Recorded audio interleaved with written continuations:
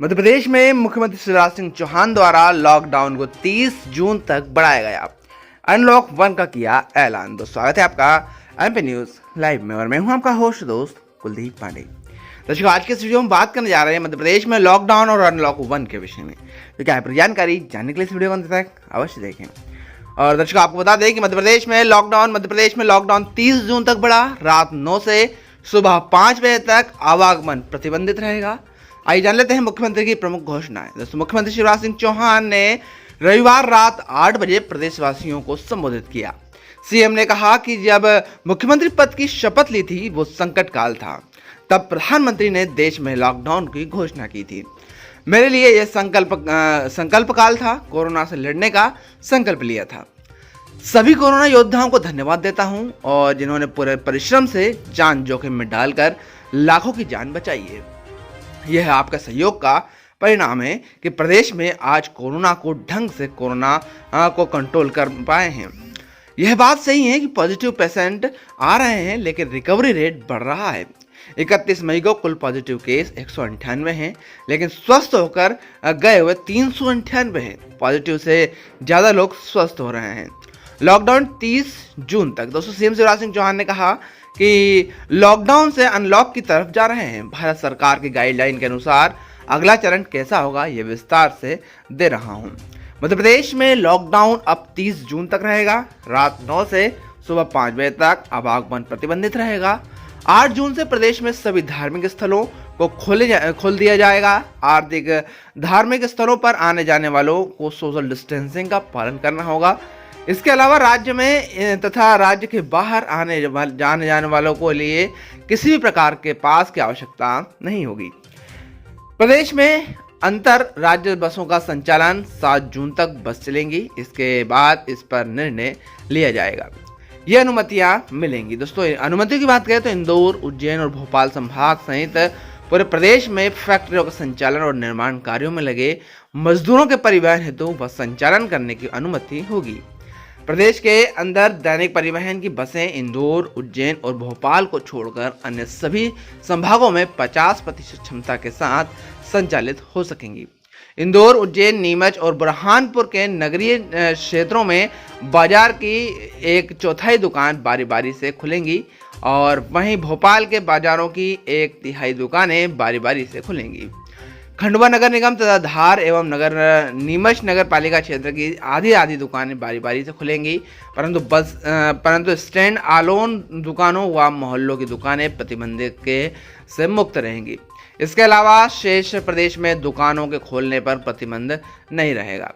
धार्मिक स्थल, hotel, malls खुलेंगे। कंटेनमेंट एरिया के बाहर 8 जून से शुरू होने वाली गतिविधियां धार्मिक स्थल, सार्वजनिक स्थल, पूजन स्थल, शॉपिंग मॉल्स, होटल, रेस्टोरेंट, शैक्षणिक संस्थान बंद रहेंगे।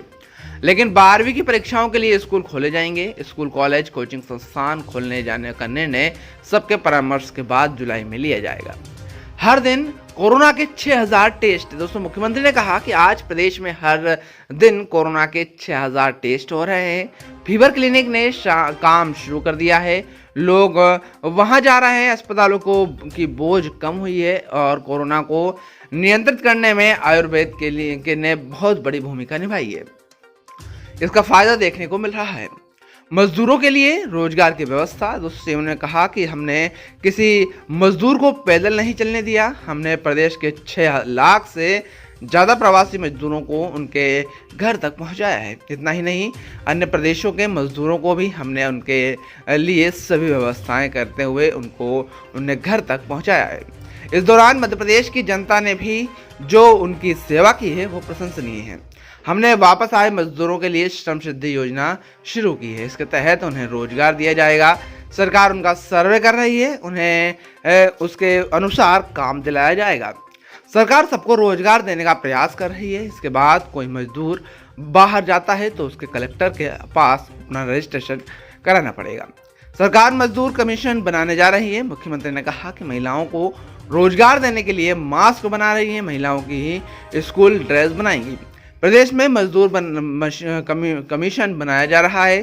छोटे छोटे काम करने वाले लोगों को 10,000 की सहायता बैंक के माध्यम से दिलाई जाएगी।